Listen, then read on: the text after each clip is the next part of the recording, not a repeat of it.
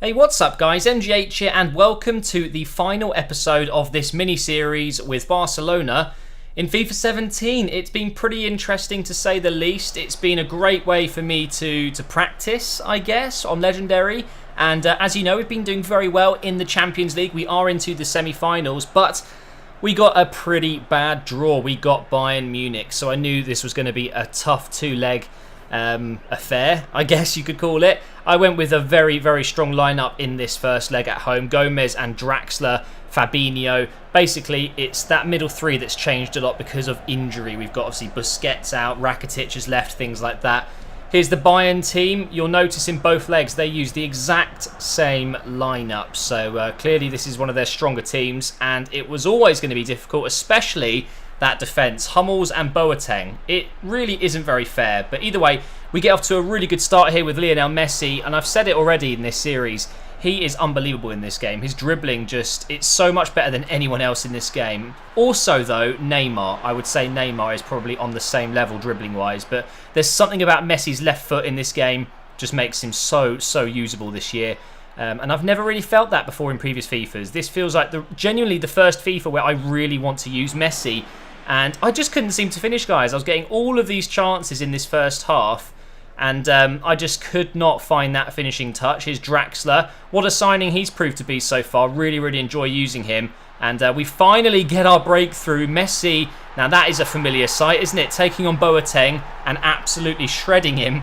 If you think back to when that happened in the Champions League, that was hilarious. But look at that quick dribbling, the quick change of pace, direction, and then the driven shot in the bottom right corner. It's unbelievable. He really is so good, guys. I'm not just saying it. I've really enjoyed using Messi in this career mode.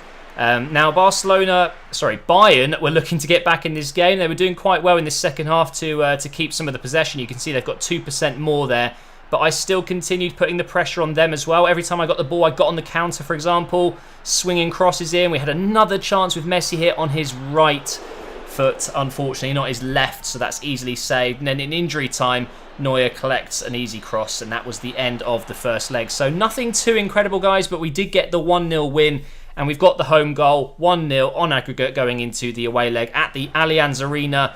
And look at this lineup, nothing has changed. It's literally the same 4-3-3 that Ancelotti put out in the first leg, and now in the second leg it's exactly the same. I would have expected a slight change, seeing as they didn't get the result, but obviously this is career mode and certain things are just the way they are. I did change one thing, and that was Iniesta coming in for this game instead of Gomez.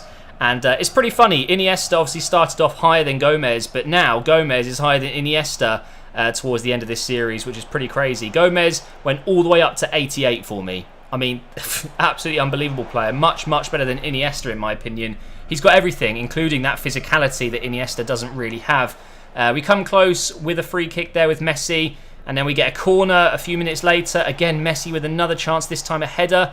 Comes out to Iniesta this time. We're going to play this out here to Neymar. Lovely bit of skill, whips in the cross, and PK, you've got to bury it from there. He has got such good heading stats. I don't know how he didn't manage to get that on target, let alone score. But that was the end of the first half. And again, we were dominating the first half, but in the second half, it changed again. The momentum shifted, and Bayern were definitely playing the better football, having lots of chances. I just could not get the ball off Costa. He's a tricky customer, that's for sure. But Lewandowski clearly doesn't know where the goal is. He just absolutely skied that. They made a change. Rafinha came on for Lahm. Didn't really make much of a difference going forward. They were still getting the odd chance, but luckily I was able to defend everything they were throwing at me. And then that was the end of the second leg. So guys, nothing too exciting. I'm still getting used to this game, and I was sure that the 1-0 win would carry me through as long as I stayed pretty solid defensively. And we managed to go through into the final, and we get Spurs. Yeah, we got Tottenham in the final of the Champions League. FIFA 17 has to be the least realistic game of all time. I'm just kidding.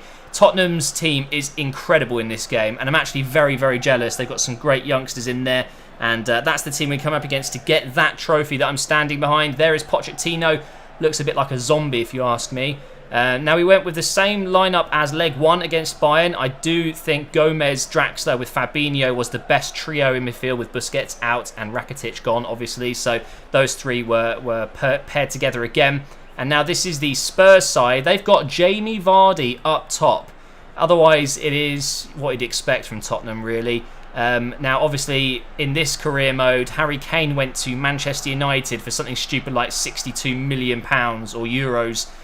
So they had to replace him. And it turns out later on in this game, you're going to see Daniel Sturridge comes on for Tottenham as well. So clearly, they've used that money and brought in a couple of strikers.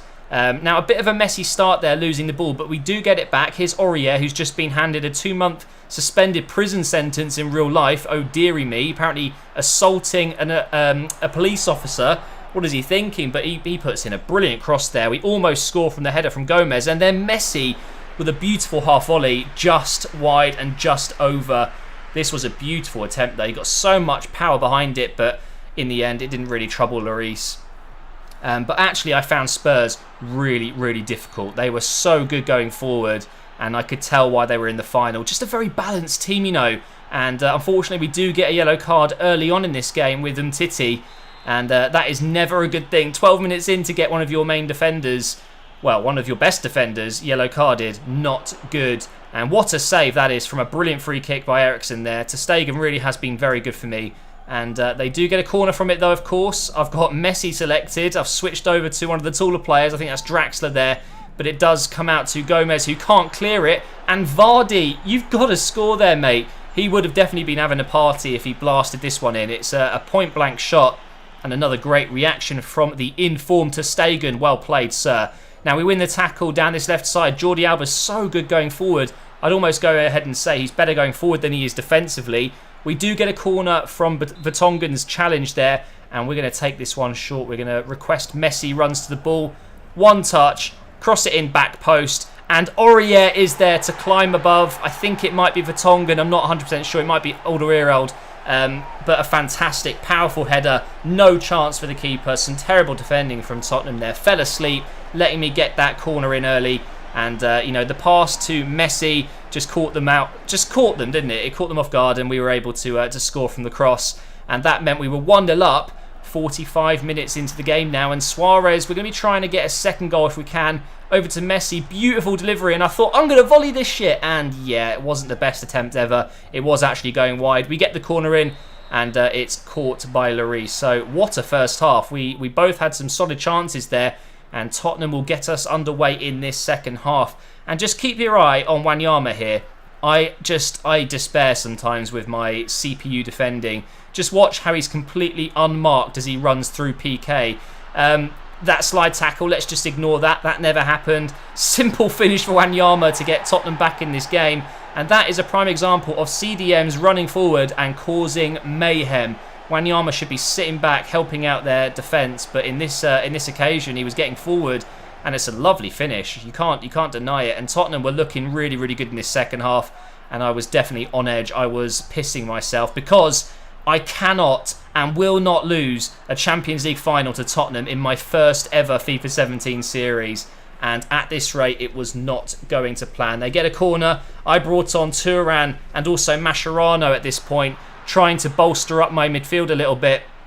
And yeah, we managed to get that one clear. 71 minutes in now. Messi gets the ball down the right side, crosses it in, and it is deflected out by Alderweireld. We're going to get ourselves another corner. And Neymar's deliveries are fantastic in this game. And I do like the new corner system. And Messi, of all people, climbs higher, wins the header, but straight to the keeper. Now going into injury time. No, it can't happen. No, it can't. Of course it can't. Jordi Alba, good clearance. And it is going to land down here towards Dyer, who gets into Sturridge. Great tackle there. Alba gets rid of it. Fabinho passes it out, and that is the end of the 90 minutes. Now we're going to go straight into the penalties because extra time was pointless. Nothing happened, and it was all down to the penalty shootout. And Messi, of course, captain of Barcelona, is going to step up first. The new penalty system is definitely taking me a while to get used to, but I think I'm kind of there now, guys. I was feeling quite confident going into this, but this would be a heartbreaking time to lose to Tottenham in the final of the Champions League. So both have been scored. Suarez now up next, number 9.